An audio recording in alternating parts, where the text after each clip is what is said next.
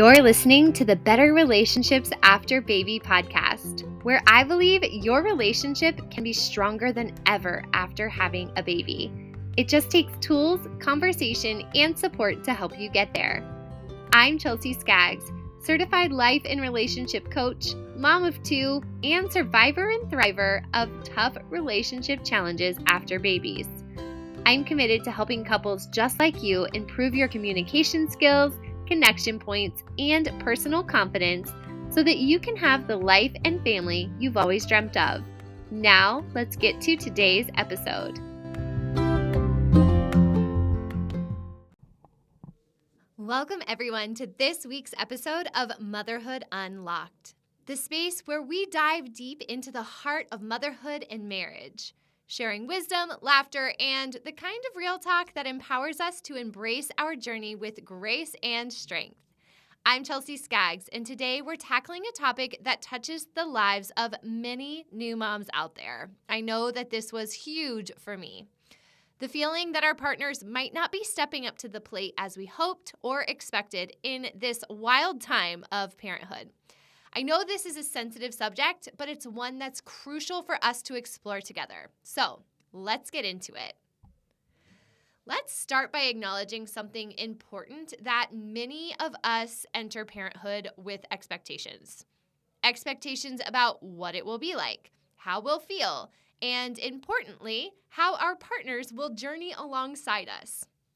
Here's a truth that might not be easy to hear, but we need to start with this. Sometimes reality does not meet those expectations. Additionally, I find that many people have these internalized expectations that they don't discuss with one another. They just feel like things will fall into place, but then they're surprised when things fall differently than what they imagined. Has this ever happened to you? Have you ever had a picture in your head of how things were going to go, and then your partner did not play their role the way that you had expected? This can leave us disappointed, resentful, frustrated, wondering if there is hope. Like, can things be the way that we want them to be? If I could go back to my pregnant and postpartum self, I'm going to go back like 7 years and tell her something, I would love to tell her to be more vocal and more clear about her expectations instead of assuming that they were always known by my partner. Assuming that I knew my partner's expectations and then letting things go on autopilot in ways I did not love. A lot of the pain that I feel like I experienced as a new mom was by letting things just go on autopilot, not intentionally, not discussed, not with clear shared values and expectations with my partner. And that's not because we weren't good parents. It's not because we weren't good partners to one another. It's literally because we had no idea that our relationship and our parenting journey would require that level of intentionality. You don't see that in media. You don't hear a lot of people talk about preparing your communication and your mental load and the expectations of who's doing what and showing up where. It doesn't seem like that's something that needs prepared, and yet it often does. It pretty much always does, or things are just going to fall into an autopilot pattern that most of the time leaves us feeling less than satisfied. Research suggests that even the most egalitarian couples often find themselves falling into more traditional roles once a baby arrives.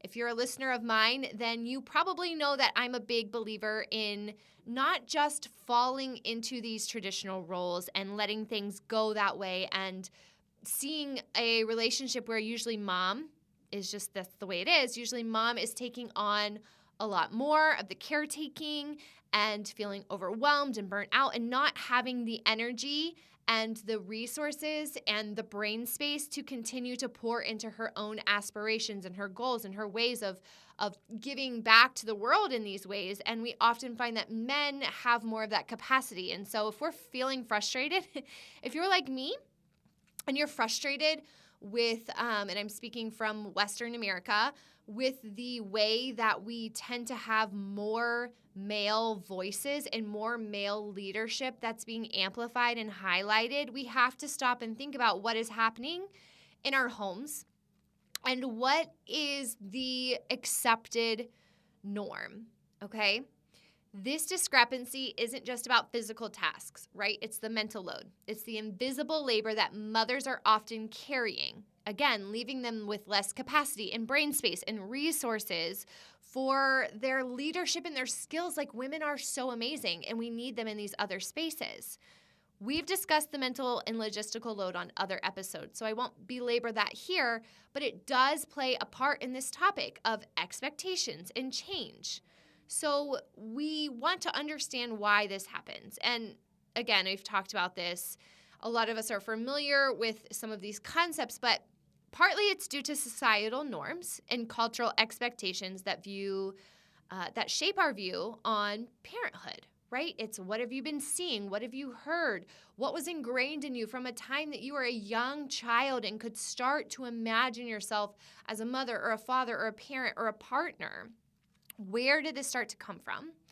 And then also it can be related to, again, these unspoken and different expectations that you and your partner hold, which can come from your own conditioning, your own upbringing, your view of career and home goals, and how you've developed your communication and teamwork patterns over the years.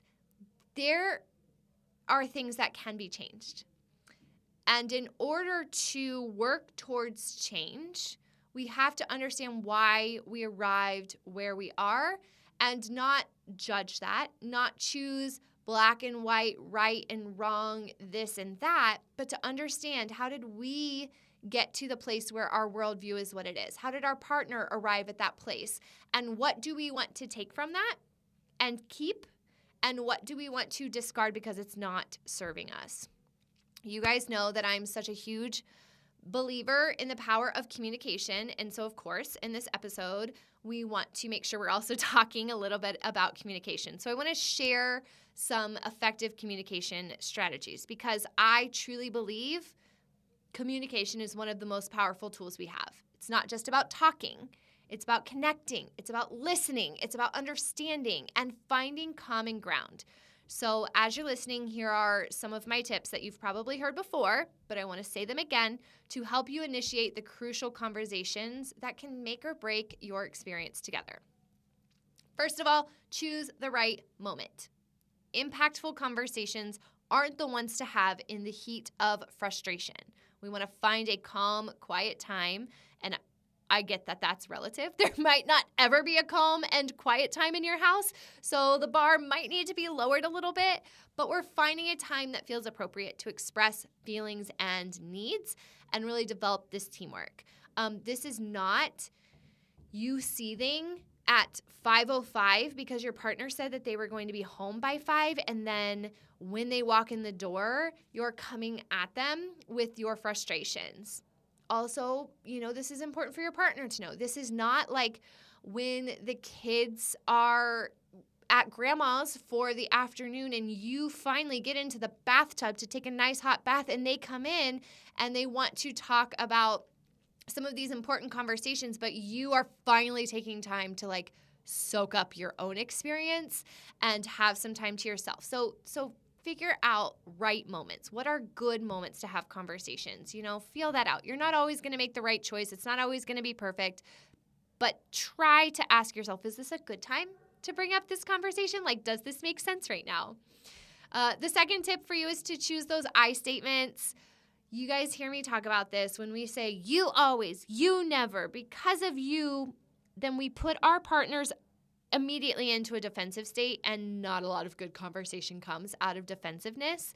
And so if you're feeling that accusatory kind of energy, it doesn't mean that you're wrong or you're not justified, but starting a conversation with that is probably not going to end well. So how can you frame your thoughts around your feelings and experiences?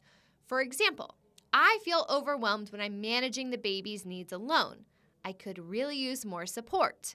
Here are some ways that you can support me. Or here are some ways, again, I don't even like that, how you can support me, because it makes it feel like you're the one in charge of the baby, and then your partner is stepping in as like a helper. So I would actually reframe that. I'm challenging myself here. Here are, I could really use more teamwork. I could really use us both owning parts of this. I could really use more collaboration. Like, let's think about that language we're having here. The key to having this type of conversation is that you have to understand your needs and desires yourself enough to communicate them to another person. This is where I'm often helping my clients to unpack the overwhelm in their mind. I call this brain dumping. Like, you've got all these feelings, and sometimes they come out in these little spurts, but they are maybe not clear. They're maybe not the way you want to present them. So when you're able to unpack the overwhelm, kind of brain dump, organize your thoughts, and get clear, then you can clearly communicate from the place of I statements. And then the third tip reminder for you here is to listen actively. I know that you have spent time figuring out what you want to say to your partner, and that oftentimes, because parenting is so demanding, you don't have the chance to get your thought out as quickly or at the time that you want to. So listening can feel difficult, but the same is probably true for your partner. The more that you can work on communication as a two-way street, the more you're going to feel like a team. Listen to your partner's perspective with the same openness you want for your own thoughts.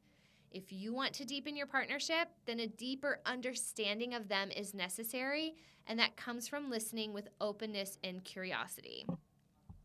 So the key question here, can you change your partner?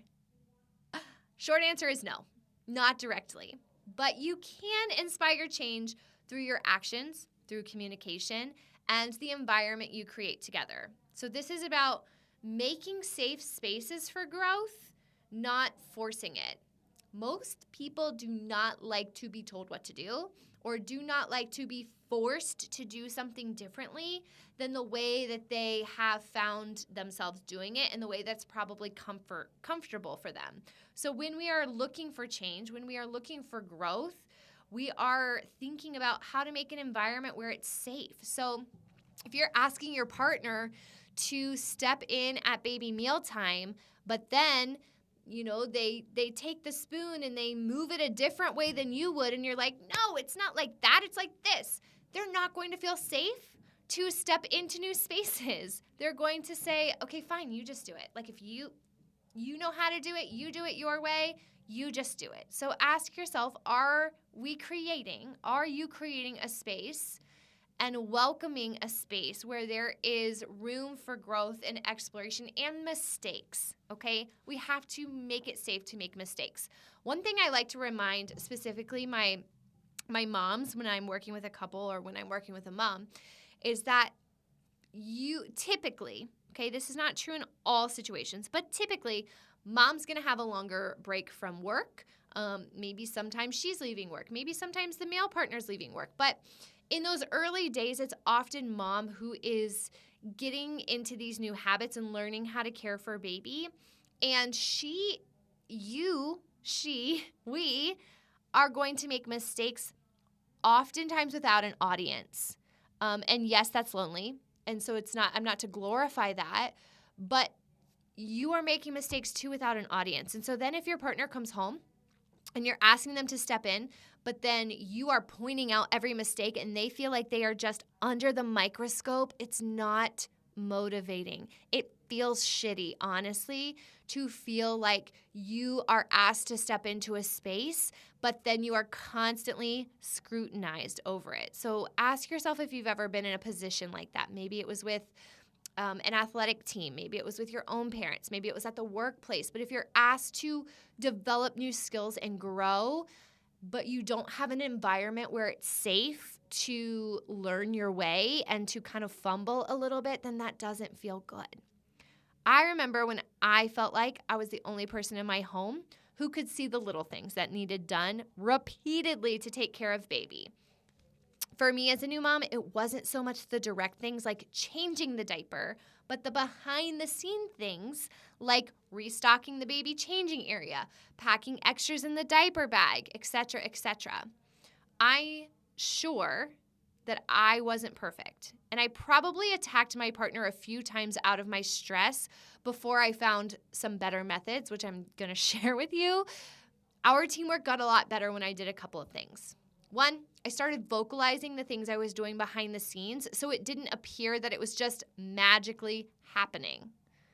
Okay, so if we want our partners to be able to recognize things, but then we're just constantly doing them behind the scenes and not bringing them into the equation or the conversation, then their brain isn't naturally going to be like, let me try to think harder about this and figure out all the pieces that are happening that I'm not seeing, okay? So I started vocalizing some of those things, and not in like a, oh, look what I'm doing now. Like, I'm not asking you to bring that tone and that energy to the relationship, but just to say like, oh, I noticed that this is out, so somebody needs to refill this. I noticed that this is out. Somebody needs to refill this. Making these things seen instead of being the magic person who is behind the scenes making everything happen. And here's another example of how this played out for us. I let my husband leave the house once without me refilling the diaper bag. Yes, that led to him being without a change of clothes and enough diapers out with baby. But no one was in harm. It was uncomfortable perhaps, but there were no like massive safety issues. This also forced, or I should say invited him to see the behind the scenes part. Okay, again, no one suffered terribly, but it caused enough discomfort that he naturally recognized the need to check the diaper bag before leaving next time, instead of assuming that I was going to always take care of it, because before that, I was always taking care of it, so he didn't need to think about it. This empowered him to take on the responsibility and role, and even though it included a tough afternoon, it let him know that I was letting go. I was letting go of the grips of control and empowering him to step in more.